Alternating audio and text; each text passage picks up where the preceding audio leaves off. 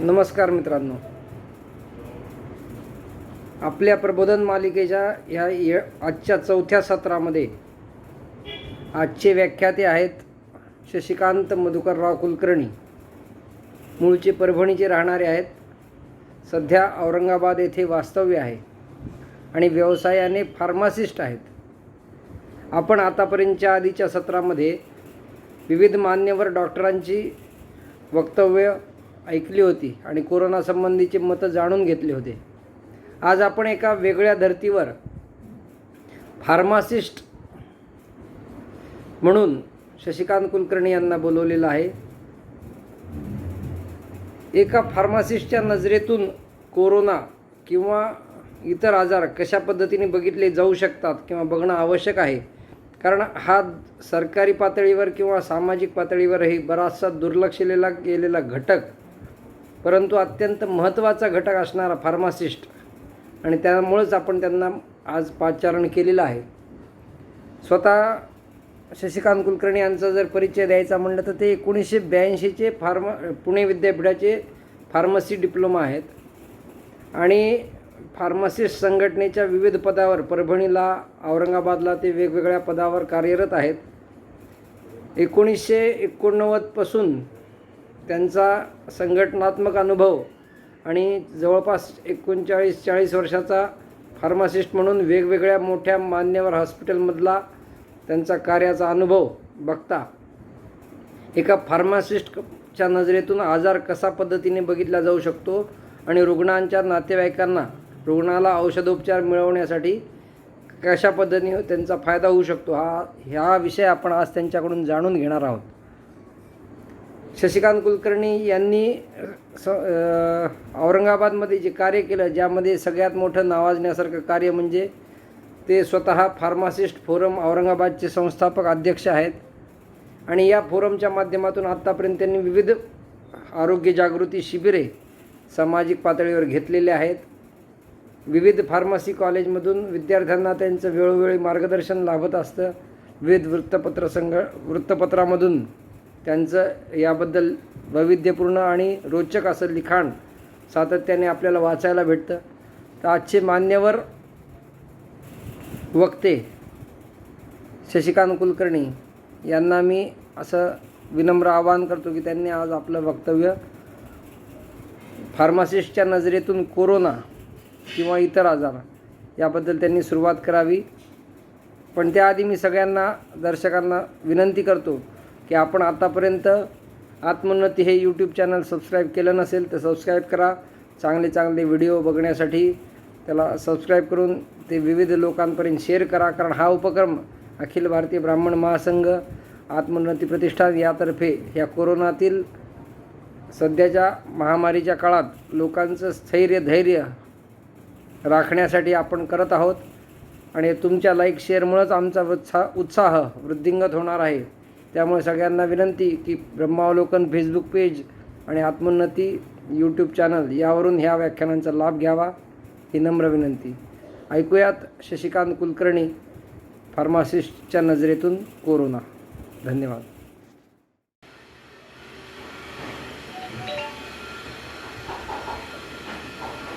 नमस्कार, मी शशिकांत कुलकर्णी, औरंगाबाद फार्मासिस्ट आहे. परभणी जिल्हा ब्राह्मण महासंघ यांच्या वतीने एक प्रबोधन मालिका जी सुरू केली आहे, ज्याचं हेडिंग आहे सहजीवन कोरोनासोबत. याच्या अंतर्गत मी औषध विक्रेता आणि कोरोना या संदर्भात आपल्याशी संवाद साधणार आहे. खरं तर कोरोनामुळं औषधाविषयीच्या बऱ्याच गोष्टी सर्वसामान्य जनतेला माहीत झालेल्या आहेत.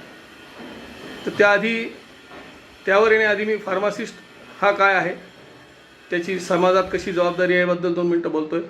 फार्मासिस्ट खरोखर आपण ज्या जुन्या लोकांना माहीत आहे तो पारंपरिक औषध विक्रेता. आता त्यासाठी आवश्यक असलेलं एक तंत्रज्ञान शिक्षण जे आहे ते फार्मसीतलं ते पूर्ण करावं लागतं आणि तो फार्मासिस्ट असतानाच मेडिकल स्टोअर आपल्याला रन करता येतं. तो फार्मासिस्टची भूमिका काय आहे समाजामध्ये?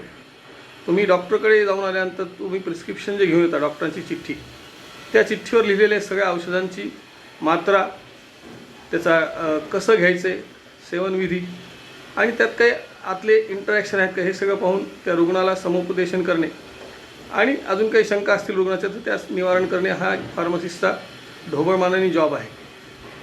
बाहेरच्या देशामध्ये फार्मासिस्ट हा आपल्या देशापेक्षा बऱ्याच पद्धतीने उंच पद्धती, कारण डॉक्टरनी फक्त औषध लिहायचं असतं आणि बाहेरच्या देशाला फार्मासिस्ट वय, लिंग आणि त्याच्या उंची याप्रमाणे त्याचं औषधाची मात्रा ठरवून तो ते देत असतो. आपल्या देशामध्ये तो अजून प्रकार नाही आहे. जुन्या काळात तो फार्मसीमध्ये औषधी निर्माण करायची म्हणजे त्या मोठ्या बाटलीतून छोट्यात देणे किंवा घोटून देणे खलबत्त्यामध्ये, तो प्रकार काही वर्षांपूर्वी चालू होता, तो आता बंद झाला आहे. तर हे फार्मासिस्टची जी जबाबदारी आहे ती औषधाचं म्हणजे समाजाचं आरोग्य कसं चांगलं राहील हे बघण्यासाठी त्याचा एक फार महत्त्वाचा रोल या हेल्थकेअर सिस्टीममध्ये आहे आणि तो सर्वमान्य आहे. शासनाने आज या कोरोनामध्ये आम्हाला थोडंसं डावलले अशी आमच्या बऱ्याच समाज बांधवाची एक भावना आहे. कारण कोरोना फ्रंट केअर जो वर्कर आहे त्याच्यामध्ये फार्मासिस्टचा उल्लेख होणं गरजेचं आहे असं आमच्या सगळ्याच बांधवांना वाटतं. पण ठीक आहे, आपल्या कृतीने आपण सिद्ध होतो आहे, त्यामुळं त्याची खंत मला जरी असली तरी मी त्याचा विषय जास्त बोलणार नाही. तर हे करत असताना आपल्याला औषध घेताना ज्या काही अडचणी येतात हे प्रत्येक वेळेस तुम्ही डॉक्टरशी बोलू शकत नाही, कारण डॉक्टरकडे वेळ नसतो, त्याच्याकडे असलेल्या पेशंटची संख्या, त्यामुळे तुम्हाला तो जवळचा वाटतो तो मेडिकल विक्रेताच, तो औषध विक्रेता तिथे जो फार्मासिस्ट आहे त्याला आपण निसंकोचपणे विचारू शकतो. म्हणजे या बाबतीत तुम्ही माझ्या काही बाकीच्या मिटिंगमध्ये असं सांगतो की एखाद्या मुलीला जर तिची पाळी चुकली असेल, तिचं जे एखादं नवदाम्पत्याच्या नंतर तिला जर घरी एखादं मूल येणं असेल तर ही सगळ्यात पहिली गोष्ट ती फार्मसिस्टजवळ डिस्क्लोज करते की बाबा मला असं असं झालं, मी काय करू. इतका तो कुटुंबातील एक जवळचा घटक असतो आणि तो असायलाच पाहिजे. कारण जसं फॅमिली डॉक्टर ही संकल्पना आपल्याकडे आहे किंवा फॅमिली फिजिशियन, फॅमिली इव्हन वकील आहेत, फॅमिलीचे इंजिनियर आहेत, तसंच फॅमिली फार्मासिस्ट असायला पाहिजे. कारण त्याला तुमच्या घरातील, तुमच्या कुटुंबातील प्रत्येक व्यक्तीच्या तब्येतीची माहिती असते, तो घेणाऱ्या औषधाची माहिती असते. त्यामुळे चुकीचं काही चुकून जरी जात असेल तर तो तुम्हाला सावध करू शकतो. ही त्या फार्मासिस्टची भूमिका खूप मोठी आहे असं प्रत्येकाने मानलं तर तो काही चुकीचा भाग होणार नाही. तर म्हणजे जुन्या शास्त्रात सांगितलं औषधम जाह्नवीतोयम, हा प्रकार आता थोडासा बाजूला राहिला. आता प्रत्येक औषधाची चिकित्सा करायला जाणकार ग्राहक रुग्ण हा सुद्धा तितक्याच हिरिरीने पुढे येतो आहे आणि हे गुगल माध्यम असल्यामुळं बऱ्याचदा याचा फायदा होतो आणि तोटाही खूप आहे. कारण नुसतं नाव वाचता आलं म्हणजे औषधातले गुण कळतात अशातला भाग नाही. औषधाचं नाव काय नुसतं वाचलं म्हणजे तुम्हाला सगळी माहिती अशी. कारण आमच्याकडे येणाऱ्या काही ग्राहकांमध्ये मी पाहतो ते स्वतःच मनाने सांगते याची इंट्रॅक्शन अशी आहे, याची तशी आहे. पण डॉक्टरने जेव्हा तुम्हाला प्रिस्क्राईब केलं आहे आणि तुमच्या व्याधीचं जर निवारण करायसाठी त्यांनी ठरवलेलं आहे तर ती औषधाची मात्रा फार क्वचित तो चुकत असेल असं माझं मत आहे. आणि फार्मासिस्ट त्याला आहे ना करेक्ट करायला. जसं काय वाटलं तर की तुम्हाला डायबिटीस आहे आणि तुम्हाला एखादी साखरेचा त्यांनी सिरप दिला असं तर फार्मासिस्ट तुम्हाला सांगेल की हे नका घेऊ, तुम्ही दुसरं घ्या. अतिशय छोटीशी गोष्ट आहे पण पुढचे बरेचसे त्रास, संकट टळू शकतात. तुमच्या आरोग्याला बाधा येणारे काही जे काही स्पीड ब्रेकर असतात ते दूर होऊ शकतात. अशी ती फार्मासिस्टची भूमिका आहे. तर हा जो औषध विक्रेता आहे हा आपल्या जवळचा कधी असतो जेव्हा तो तुम्हाला सगळं निरक्षर व्यवस्थित आणि निरपेक्ष वृत्तीने सांगतो. नो डाऊट याच्यामध्ये 2 पैसे कमाई हा त्याचाही भाग आहे. आता सध्याच्या ऑनलाईनमुळं थोडंसं आमच्या आणि बहुतेक सगळ्याच व्यवसायाकडे आपण भारतीयांनी दुर्लक्ष केलं आहे. कारण आपण थोडंसं आपल्या पाश्चात्याचं अनुकरण करण्यामध्ये थोडंसं जास्त आपण पुढे आहोत त्यांच्यापेक्षाही. कारण ह्या फार्मासिस्टच्या असण्यामुळं काय होतं, समजा मधल्या मागच्या ह्या पॅन्डेमिकचं कोरोनाचं मागचं वर्ष तुम्ही पाहिलं असाल तर तेव्हा तुम्हाला ऑनलाईन औषधी नाही आली, कारण ऑनलाईन सगळं बंद होतं. मग तेव्हा जो उपयोग पडला तो जवळचा मेडिकल स्टोरवाला, जवळचा फार्मासिस्ट, जवळचा किराणा दुकानदार किंवा जवळचा पंक्चरवालासुद्धा, जे आपण ह्या सगळ्या गोष्टी आपण ही सुद्धा आपल्या एक भारतीय संस्कृती शिकवण आहे असं मला वाटतं की आपण एकमेकामध्ये साखळी करून पुढे जावं अशीच विधात्याची इच्छा आहे किंवा आपली निसर्गाची रचना आहे. तर आता आपण कोरोना आणि फार्मसीच्या विषयी बोलू. कोरोनाविषयी इतकी धास्ती झालेली आहे सर्वांची की त्याच्यामध्ये तुम्हाला प्रत्येकाची वेगवेगळी माहिती आहे. आणि हा व्हॉट्सॲपचा जो गुगल मास्टर आहे तो त्याच्यावर खूप काही माहिती प्रसृत करतो, पण त्यातनं चांगलं काय घ्यायचं, वाईट काय घ्यायचं हा प्रत्येकाचा वेगवेगळा प्रश्न आहे. कारण वाफ घ्या, घेऊ नका, रेमडेसिवीर पाहिजे, नको, हे सगळं आता जे आपण सांप्रतच्या काळात पाहतो आहे. याच्यापूर्वी आपल्याला कोरोनाची लक्षणं काय आहेत या लक्षणांची सुद्धा अशी एक ठोक अशी फ्रेम झालेली नाही आहे. कारण त्याच्यामध्ये बऱ्याचदा हा स्ट्रेन आला, ते म्युटेट आलं आहे, हा प्रकारामध्ये हे बदलतं आहे. मग त्यावेळेस तुम्ही कसं करायचं की बा तुम्हाला ताप आहे, 4-5 दिवस कंटिन्यू खोकला आहे, घसा खरखरतो आहे, सर्दी आहे, नाक वाहत आहे, हे प्राधान्याने ढोबळमानाने असले त्याचे प्राथमिक लक्षणं आहेत किंवा होते म्हणतात. आता लागणारे लूज मोशनसुद्धा त्यापैकी एक लक्षण झालेलं आहे. तर ही लक्षणं आपल्या जवळच्या आधी डॉक्टर्सना जाऊन तुम्ही, कारण फॅमिली डॉक्टर्स तुम्हाला चांगलं सांगू शकतो आधी, तर त्याला सांगा. आणि त्यांनी सांगितल्यानंतर काही जर टेस्ट करायचे असतील तर त्या करताना आपली स्वतःची चिकित्सा बाजूला ठेवा. कारण ते एक सध्या आपल्याकडे एक फॅड झालं म्हणा किंवा काय म्हणता येईल ती एक सवय झाली आहे लोकांना. डॉक्टरला काय ते लुबाडतात, मेडिकल लेवलला काय तो लुबाडतो. हा प्रकार आपण थोडासा बाजूला ठेवू, कारण ह्याच्यात आपली प्राथमिकतेमध्ये आपण घेतलेली दक्षता खूप काही आपलं पुढचं वाचवू शकते. म्हणजे समजा आपण 5व्या दिवसाच्या आतच आपण त्या ह्याला कोरोनाला कंट्रोल केलं तर पुढचे सगळे दवाखान्यातली ॲडमिशन टळते, दवाखान्यातले बाकीचे औषधोपचार, त्याचा खर्च आणि पुन्हा जीवाची धास्ती हे सगळं टळतं. पण आपण काय होतं की कुठंतरी कोणाचं तरी ऐकतो आणि आपली स्वतःची बुद्धी वेगळी. जसं आता मगाशी मी सांगितलं की आमच्या एका डॉक्टरने आम्हाला सांगितलं होतं की कस्टमरला फक्त औषधाचं नाव माहीत झालं त्याची पूर्ण गुणवत्ता कळते अशातला भाग नाही आहे. हे वारंवार सांगायचं कारण असं की आजकाल लोक त्याच्यामध्ये फार चिकित्सक झाले. म्हणजे प्रत्येक वेळेस डॉक्टर चुकतो, फार्मासिस्ट चुकतो असाच भाग त्यांच्या बोलण्यातून आम्हाला अनुभव येतो. असं नसतं ते. कारण हे करत असताना तुमची प्रकृती हा त्याच्यासमोरचा महत्त्वाचा भाग असतो. डॉक्टरसुद्धा त्याच हिशोबाने लिहून देतो आणि फार्मसीत देताना सुद्धा तोच सांगतो. जर तो नेहमीचा तुमचा नियमित फार्मसिस्ट असेल तर त्याला तुमच्या तब्येतीविषयी माहिती असते, तुमच्या कुटुंबातील बाकी इतर गोष्टींची माहिती असते. ही याच्याकरता गरजेचं आहे की तुम्हाला BP आहे आणि त्यातली एखाद्या गोळीने त्याची रिॲक्शन होऊ शकते किंवा ते BP शूट होऊ शकतं. हे सांगताना तो फार्मासिस्ट अतिशय जवळचा मित्र, सखा आणि फॅमिली फ्रेंड, फिलॉसॉफर अशा भूमिकेत तो तुम्हाला लाभू शकतो. आता हे करताना आपण कोरोनाच्या बाबतीमध्ये जेव्हा बोलतो की कोरोना आला आहे, कोरोनाच्या मागच्या 1.5 वर्षापासून आपण खूप मोठ्या लेवलवर प्रत्येकजण मोठ्या गप्पा मारतो. आपण आपल्या बाबतीत काय करतोय, कोरोनाचे साधारण त्रिसूत्री रोज सांगितले जाते. रेडिओवर तुम्ही जर बातमी लावली तर पहिल्यांदा ती बातमी येते की कोरोना बहुत जोर से फैल रहा है आणि त्रिसूत्रीचं पालन करा. काय ते त्रिसूत्री? मास्क घाला, सोशल डिस्टन्सिंग आणि रोज हात नित्य व्यवस्थित धुवा बाहेरून आल्यानंतर जाण्यात. किती छोट्या गोष्टी आहेत त्या, पण आम्ही ते सहज मिळतं आणि सहज साध्य असल्यामुळे त्याच्याकडे निश्चित दुर्लक्ष करतो. का करतो की कारण त्याचं महत्त्व वाटत नाही. तसंच विशेषतः वाफ घेणे हे इतकं सहज आणि घरच्या घरी असलेलं उपयोग, पण त्याला आपल्याला कारण विशेष काही नाही. एक ते फक्त यंत्र आणायचं, एकदा पैसे लागतात आणि थोडीशी ती पाणी आणि त्यात अजून एखादं समजा कुठलं औषध टाकायचं हे विशिष्ट डॉक्टरने सांगितलं नसलं तर जिंदा तिलिस्मात असेल किंवा काही लोक झेंडूबामचा थोडासा त्यात अंश टाकून ती वाफ घेतात. आता ही वाफ घ्यायचं कारण काय की तुमचा तो नोजल म्हणजे नाकाची जी पूर्ण नळी आहे ती क्लिअर होती. कारण हा कोरोना आहे, हा याच्यातले विषाणू जे आहेत ते फुफ्फुसामध्ये जाऊन घर करतात. फुफ्फुसात जाऊन घर केल्यानंतर काय होतं की फुफ्फुसातल्या बारीक ज्या ब्रॉन्क्युल्स असतात, म्हणजे छोटे छिद्र जे असतात ते फुगतात. ते फुगल्यामुळे त्याला सूज येते आणि सूज आल्यामुळे तुम्हाला श्वसनाला बाधा येते, मग दम लागतो. मग कालांतराने हे जर वाढत गेलं, दुर्लक्ष केलं तर मग हॉस्पिटलमध्ये ॲडमिट व्हावं लागतं. मग ॲडमिट झाल्यानंतर आधी O2 लागेल किंवा ऑक्सिजन लावलं जातं. त्याच्यात नाही तुमची प्रकृती सावरेल नाही तर तुम्हाला व्हेंटिलेटरवर जावं लागतं. आणि व्हेंटिलेटर हा शब्द इतका सर्वमान्य आणि माहीत झाला. व्हेंटिलेटरची ॲक्टिव्हिटी काय आहे ही प्रत्येकाला तितकी माहिती असणार. व्हेंटिलेटर म्हणलं की नाकात तोंडात नळ्या, आणि हे कशामुळे? फक्त आपल्या काहीशा चुकांमुळे. संसर्ग होऊ द्यायचा नाही म्हणून सोशल डिस्टन्सिंग ठेवायचं आहे. करायचं आहे काय की बाबा बाहेर पडताना मास्क घालायचा आहे. अतिशय स्वाभाविक आहे, म्हणजे आपल्याला ते सहज साध्य असल्यामुळे आणि आपण ते करत नाही. हा आपला सगळ्यांचाच प्राथमिक गुणधर्म आहे.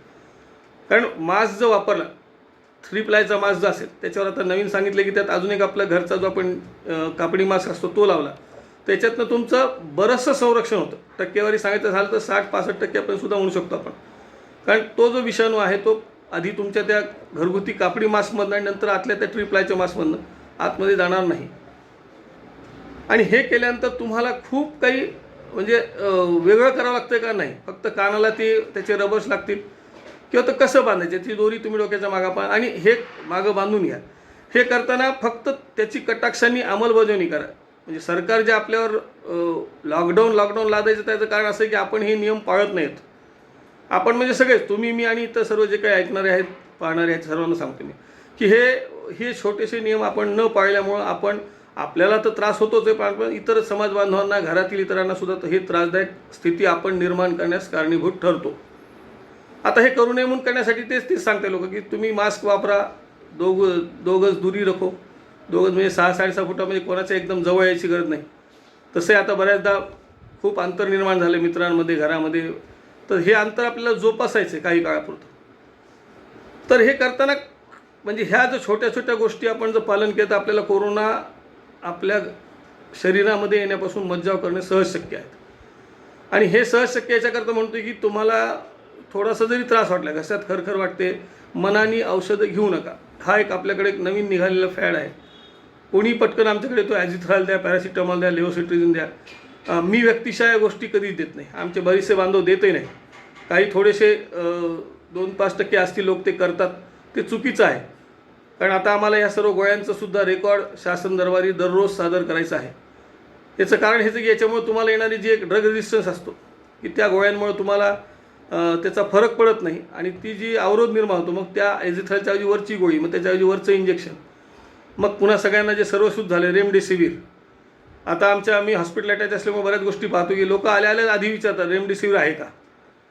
अरे बाबा, तसं काही नाहीच ना. तुझा फक्त साधारण प्राथमिक तुझी अवस्था आहे, तू लगेच त्याची चिंता नको करू. ती चिंता करायला डॉक्टर आहे, उरलेलं काही औषधाच्या बाबतीमध्ये आम्ही आहोत. परंतु आल्याच आपलं स्वतःचं ज्ञान पाजळण्याचा एक नवा ट्रेंड निर्माण झाला आहे हे म्हणतो मी. काही लोकांच्या भावना दुखावतील, पण ही वस्तुस्थिती आहे. कारण यामध्ये माहिती अर्धवट, त्यात पुन्हा आपला गुगल महाराजा आपल्यासोबत असतो, त्यामुळे पटकन मोबाईल काढला, बोट असं फिरवलं की त्याची माहिती कळवण्याच्या, ती माहिती तुमच्या शरीराशी किती लागू पडते याची पडताळणी कोण करणार आहे. तुम्हाला त्यातलं काही माहीत आहे, मेडिको स्टुडंट असतील किंवा त्या फील्डमधले असतील तर मी त्याला बाजूला ठेवेन. बाकी सर्वसामान्य जेवढी पब्लिक आहे ही सगळी मंडळी या प्रकारामध्ये खूप पुढे गेलेली आहे. तर ही अशी औषधं सगळे स्वतःच्या मनाने घेण्याच्या पद्धतीनं आपला स्वतःचा जो आजार आहे तो फोफावतो कमी होण्यापेक्षा. कारण 5-6 दिवसाच्या वर ताप राहिला की आपण आपल्या अंगावर काढतो, मी असं केलं होतं म्हणून ताप आला असेल, उन्हात फिरलो म्हणून ताप आला असेल, थोडंसं आईस्क्रीमच खाल्लं म्हणून सर्दी झाली असेल. हे जे स्वतःच्या ठिकाणी असलेले गैरसमज म्हणू आपण, किंवा स्वतःचा ओव्हर कॉन्फिडन्स, हा आपल्याला त्या कोरोनाच्या दिशेने जाण्यासाठी बाध्य करतो. कोरोना कोणी आणला, काय आणला, हा सगळा आपल्या विषयच नाही. आपल्या म्हणजे दारात येऊन ठेपलाय तर आपल्याला त्याचं शत्रू जसं दारात आल्यानंतर आपल्याला काय तयारी करायची हे आपण आपल्याला बघावं लागतं. शासनातून रोज सांगितलं जातं आहे. शासन किती त्यांच्या पद्धतीने प्रयत्न करते हा वेगळा विषय आहे. करते का नाही हा ज्याचं त्याच्याने अवलोकन करावं. स्वतः मी काय करतो हे कधी आपण बघतो का? मी बाहेर निघताना मास्क घालतो का? माझी मुलगी किंवा माझी मुलं बाहेर पडतात तेव्हा मास्क घालतो का? माझी पत्नी बाहेर जर व्यवसाय कामानिमित्तानं बाहेर पडतात, घरातला कोणीही माणूस, किंवा मी बाजारात जातो आहे तर ज्या विक्रेत्याकडनं मी काही खरेदी करतो त्या विक्रेत्याने मास्क घातलेला आहे का? आजूबाजूला कोणी बिना मास्क असेल तर आपण त्याला सांगत आहोत का? ही समाज जागृती करण्यासाठी कुठलाही पैसा लागणार नाही, कुठले फार मोठे काही मनुष्यबळ लागणार नाही. प्रेमाने सांगा बाबा त्याला की बारे बाबा मास्क घाल, असं आहे. म्हणजे हा प्रकार 90% प्रेमाने साध्य होऊ शकतो असं माझं मत. कारण आम्ही सुद्धा आलेल्या कस्टमरला सांगतो, भाऊ मास्क घातल्याशिवाय आमच्या समोर येऊ नकोस.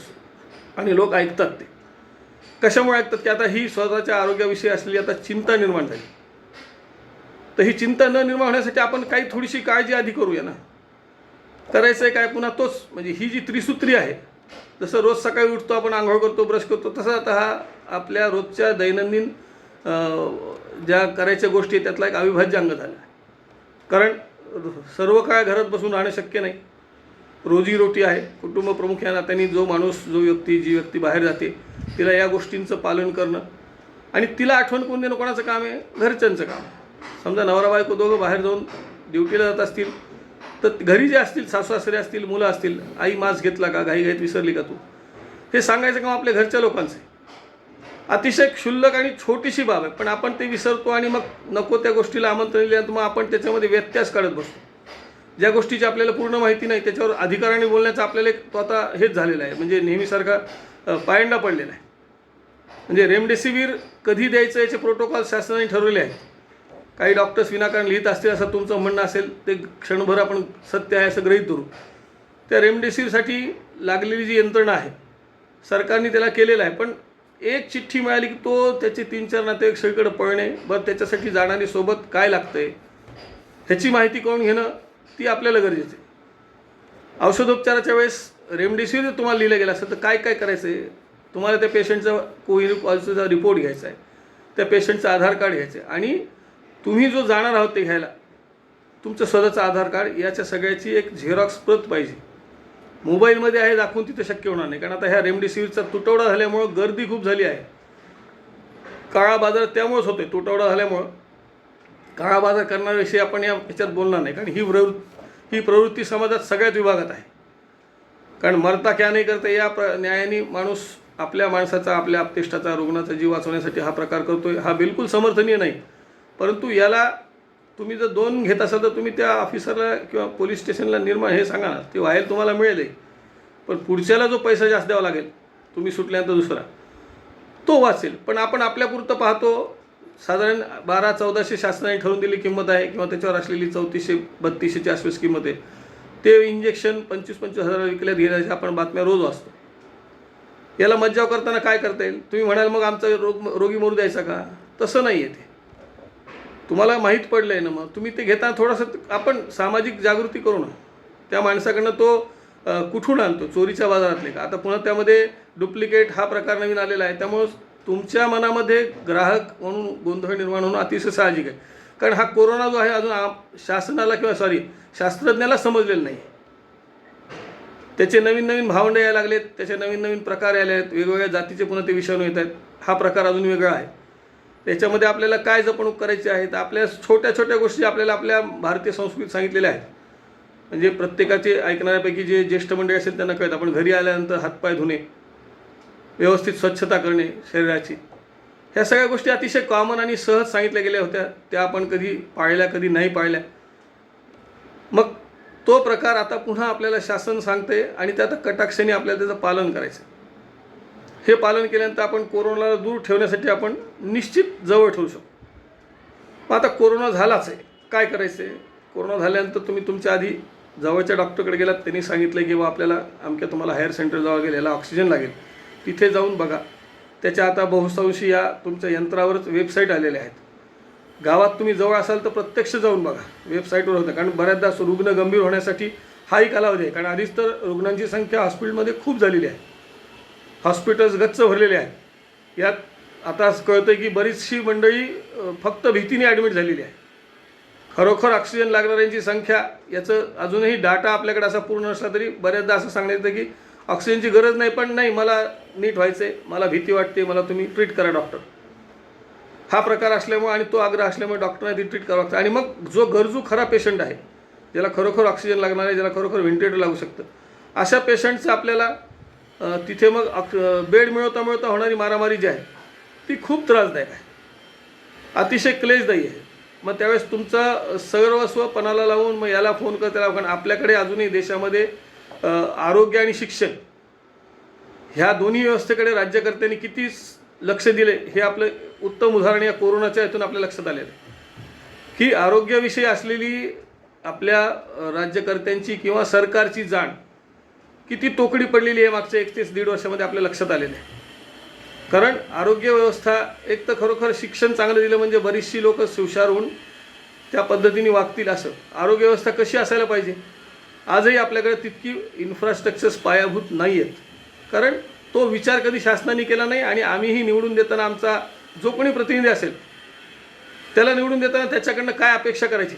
जसं आता सहजमध्ये येतं आहे की मंदिरं मस्जिदी बंद झाल्या, मी त्याच्याशी थोडं विरोधात आहे. कारण मंदिरातनं सुद्धा बराचसा पैसा बाहेर येतो आहे या कोविड सेंटर्स उभारण्यासाठी. फक्त आपण आपल्या अर्धवट माहितीवर काहीतरी बोलतो आणि प्रपोगेट करतो, ते मला थोडंसं कधी खटकतं. पूर्ण माहिती घेऊन बोला, हरकत नाही काय.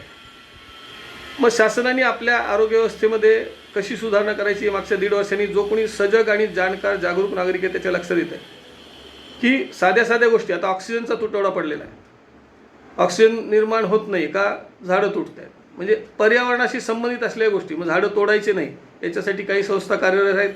जेव्हा ते आपल्याला येऊन सांगतात किंवा एखादं झाड लावा, तेव्हा आपल्यापैकी बरेच जण त्यांना वेड्यात काढतात, तुला काय कळतं त्यातलं. प्रत्येकाच्या म्हणजे वेगवेगळ्या प्रकारे आता पुढे येतात. पाणी वाचवा, कारण काय की पाणी संपणार काय दिवसात. तसंच वृक्ष वाचवायच्या करता की वृक्षाचं सांगितलं काय की त्या वृक्षामुळे ऑक्सिजन मिळतो. ह्याचे बरेचसे गणितं, याचे बरेचसे उदाहरणं आपल्याला व्हॉट्सअपवर मिळालेले आहेत. एक झाड एका दिवसात किती हे देतो, अमुक तुमक, हे सगळं आपण वाचतो. पण आमच्या एका मागच्या 15 दिवसापासून एक आलेला मजकूर मला आवडतो यंत्रावरचा. एका डॉक्टरनी त्याच्या प्रिस्क्रिप्शन खाली छापलेलं लिहिलेलं आहे की आता तरी तुम्हाला जाग आली असेल, किमान 1 झाड लावा आणि ऑक्सिजन वाढवा, अशा अर्थाचा त्यांनी मजकूर त्याच्या प्रिस्क्रिप्शनवर छापला आहे.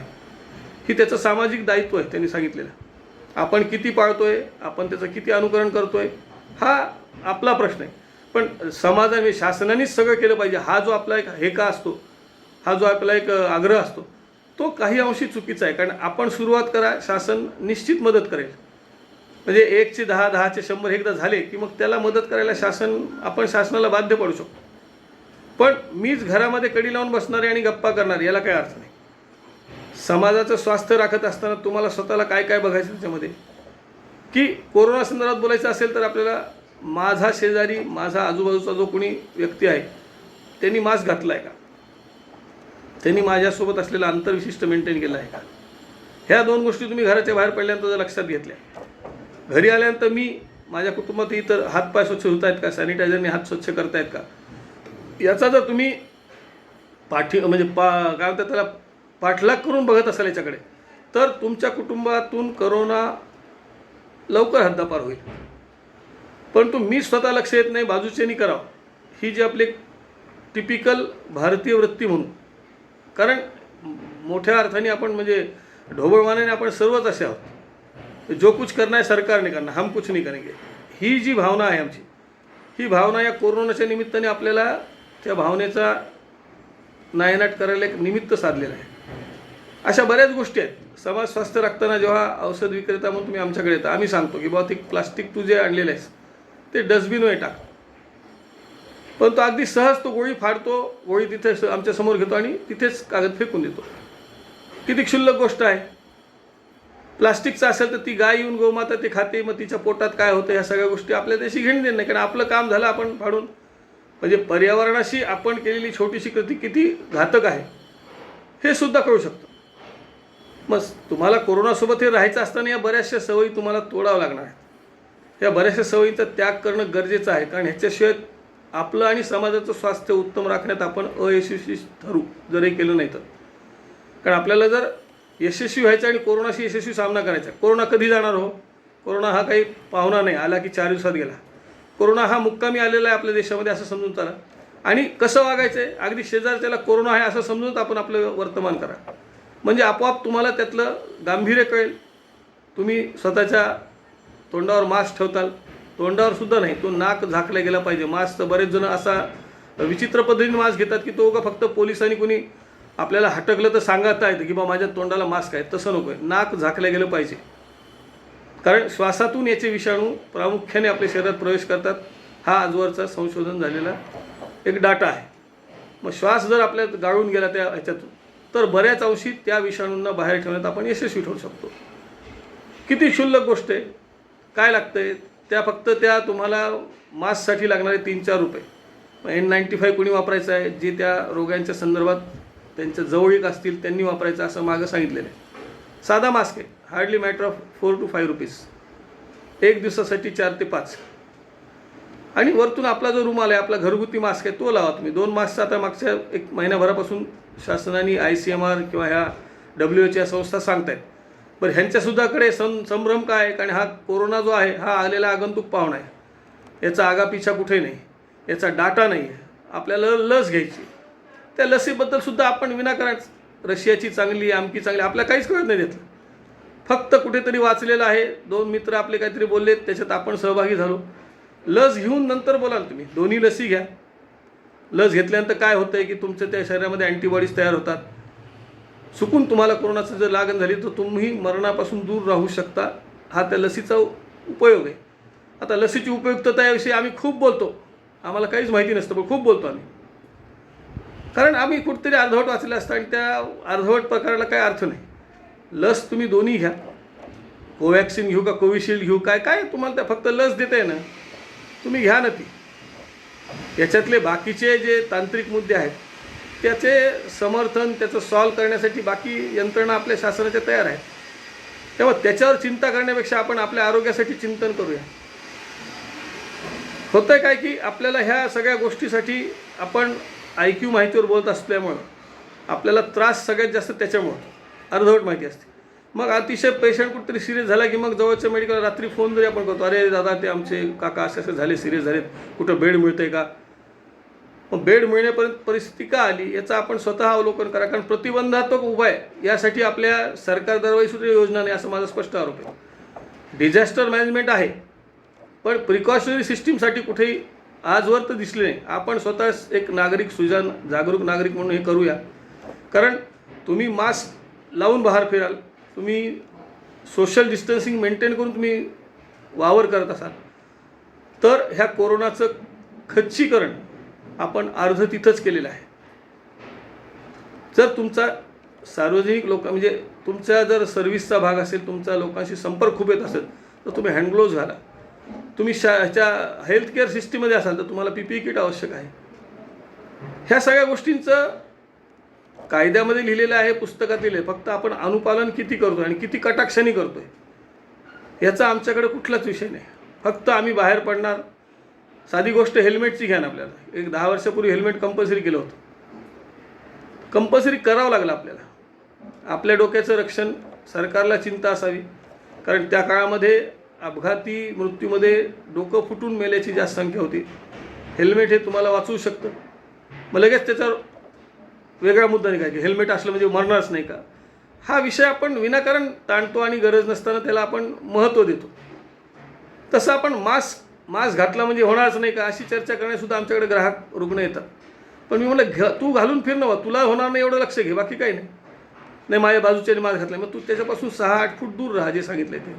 आणि हे सगळं करून तू जर घरी जात असेल तो आधी सॅनिटायझरने हात स्वच्छ कर, साबणाने हात धू, 30 सेकंद साबणाने हातपाय धू, गरज असेल जास्त तुझा संपर्क असेल तर आंघोळ कर 2 वेळेस.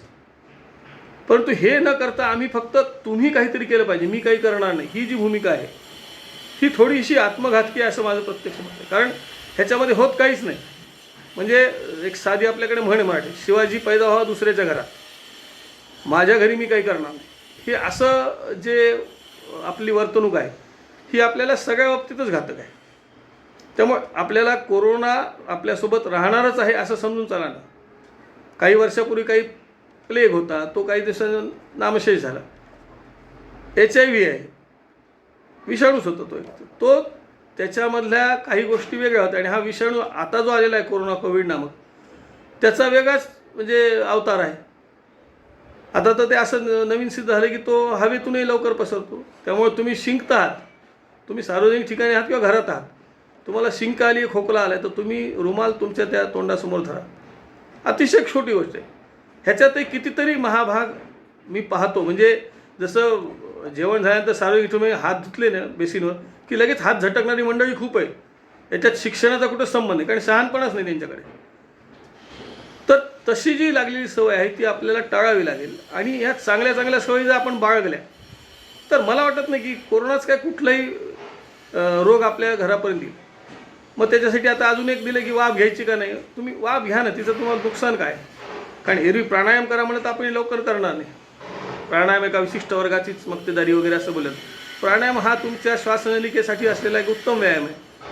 तो भस्त्रिका आहे, कपालभाती आहे. ह्या दोन्ही प्रकार तुम्हाला खूप काही चांगलं त्यातनं मिळू शकतं.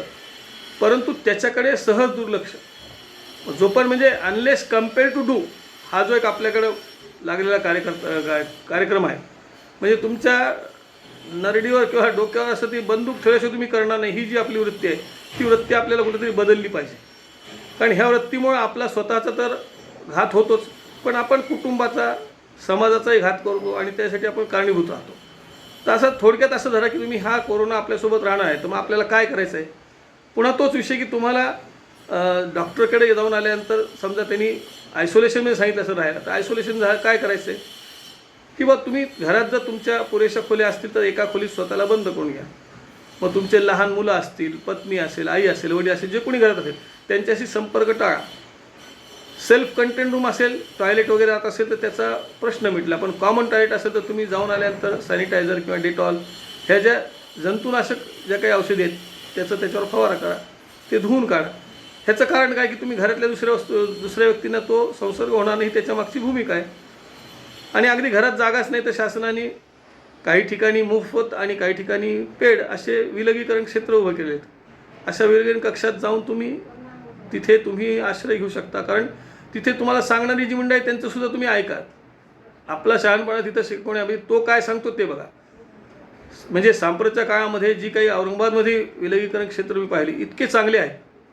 माझे नातेवाईक दोन्ही वेगवेगळ्या ठिकाणी ॲडमिट होऊन आहेत, त्यांनी त्याची तारीफ केली की खरोखर इतक्या चांगल्या पद्धतीने आम्ही घरी राहू शकलो नसतो. तुम्हाला समुपदेशन ही खूप गरजेची गव आहे. म्हणजे तो रुग्ण समुपदेश, रुग्ण काय त्याचे नातेवाईक काय. फार्मासिस्ट हा समुपदेशक चांगल्या पद्धतीने असतो, पण त्याचं ऐकत कुणी नाही. कारण काय, उसको क्या समजतं. आमची ही जी भावना आहे ना, ही भावना आपली आपल्या मनातून मूळपासून नष्ट झाली पाहिजे. कारण आपल्याला आपल्या घराविषयी आधी स्वतःविषयीच म्हणू आपण, मी जिवंत आहे तर घरचे आहेत. मला कोरोना नाही झाला तर मी काय पाहिजे की माझ्या शेजारी, माझ्या पत्नीला नको, मुलांना नको, आईवडिलांना नको. आणि मग ह्या सगळ्यांनी काय पाहिजे की माझ्या शेजाऱ्याला पण नको. कारण काय की मी चांगला, घर चांगलं, शेजारचं चांगलं, मग असं हळूहळू वाढून आपोआप समाजसुद्धा चांगला राहतो. ही फार सहज होणारी एक प्रक्रिया आहे, पण आपण त्याला अतिशय सहजगत्या दुर्लक्षित करतो असं माझं मत आहे. मग अशा समाज प्रबोधन मालिकेतून काय साध्य करायचं आहे, जे आज परभणी जिल्हा ब्राह्मण महासंघाने मुद्दाम आयोजित केलेले आहे. आत्मोन्नती प्रतिष्ठान त्याला हातभार लावून हे यूट्यूब चॅनलवर येणार आहे. याच्यातनं करायचं आहे काय आपल्याला? आपल्याला जर माहीत आहे तर आपण 4 गोष्टी शेजाऱ्याला सांगा, आपल्या नातेवाईकाला सांगा, मित्रमंडळी सांगा की हे असं असं मी वाचलं होतं, असं मी ऐकलंय, पाहिलंय, आपण करून बघूया ना. यातनं तुम्हाला नुकसान काय आहे? काहीच नाही, नुकसान काहीच नाही. पण करताना तुम्ही तुमच्या मनाचा पूर्ण निग्रह करा. कारण तो जर तुम्ही निग्रह केला नाही तर ही गोष्ट तुमच्याकडनं होणार नाही. आणि जो पण मी नाही तर मग कोणीच नाही. म्हणजे प्रत्येक वेळेस बाजूच्यानी केलं पाहिजे हा विषय नकोच आहे. जसं आपल्याकडे म्हणतात की स्वर्ग पाहायचा तर आपल्याला मरावं लागतं. दुसऱ्यांनी सांगितलेल्या गोष्टीवर आपल्याला स्वर्गाचं सुख कळू शकत नाही. मग आपण ठरवूया आपल्याला मरायचं आहे का जगून स्वर्ग निर्माण करायचा आहे. कारण ह्याच्यामध्ये, ह्या कोरोनाच्या ह्याच्यामध्ये मृत्यूदर पाहतोय, रोजच्या दैनंदिन आपण बातम्या ऐकतोय, वाचतोय. आपण स्वतः जर इथनं शहाणे नाही झालं तर मग आपल्यामध्ये आणि पशूंमध्ये फरक काय असणार आहे? येणारी बातमी चवीने वाचतो, पण त्याच्यावर आपण वल्गना ज्या करतो त्या बंद झाल्या पाहिजेत. मी पुन्हा पुन्हा तेच सांगेन की तुम्ही काय करता स्वतः, मी काय करतो, धिस मॅटर्स व्हेरी मच. कारण तुम्हाला जगाला शहाणपण सांगायचं कधी अधिकार आहे? जेव्हा तुम्ही स्वतः शहाणे असाल. नाही तर काही फायदाच नाही. म्हणजे आपलं म्हणजे काय, त्याला पालत्या घड्यावर पाणी असेल, उगाच दुसरीकडे तुम्ही हे करत असाल. तर हा विषय पुन्हा पुन्हा सांगण्याचा तोच आहे. कोरोना सोबत राहील, कधी जाईल ह्याचा विचार न करता कोरोनासाठी सांगितलेली त्रिसूत्री तिचं कटाक्षाने पालन करा. आपल्या डॉक्टरनी सांगितलेलं, आपला फार्मासिस्ट जो आहे, औषध विक्रेता जो आहे, त्यांनी सांगितलेल्या चांगल्या गोष्टींचं पालन करा. विनाकारण वाद घालू नका. अर्धवट माहितीवर आपली लढाई पुढे नेऊ नका. पराभव निश्चित तुमचा स्वतःचा आहे आणि त्याबरोबर घराचा आहे आणि नंतर मग हळूहळू समाजाचा आहे. तर ह्या एवढ्या सांगण्यामागचा हाच हेतू आहे की ही कोरोनाची आलेली बला जी आहे ती आपल्या या त्रिसूत्रीमुळे आपण निश्चित हद्दपार करू शकतो. त्यासाठी पुन्हा एकदा सांगणं आहे, तोंडाला मास्क लावूनच बाहेर पडायचे. घरातसुद्धा राहताना खूप जर मंडळी असेल तो तोंडाला मास्क लावूनच घरात वावरा. बाहेर पडाल तर तुम्ही विशिष्ट अंतर जे सांगितले 2 गज दुरी ही ठेवूनच तुम्ही वागलं पाहिजे. आणि तिसरं म्हणजे सॅनिटायझरचं ती छोटीशी बाटली सोबत राहू द्या. कुठे हात लागला तर आपल्या हातावर सॅनिटायझर मारा. ह्यामधनं संसर्गजन्य असलेला तो जो विषाणू आहे तो आपल्याला दूर ठेवण्यामध्ये निश्चित यश मिळेल. आपणा सर्वांना एक उत्तम आरोग्य आणि खूप चांगलं ऐश्वर्यसंपन्न जीवन मिळो ही या निमित्तानं प्रार्थना करतो. आत्मोन्नती प्रतिष्ठान आणि परभणी जिल्हा ब्राह्मण महासंघाचे मी आभार मानतो. जय हिंद, धन्यवाद.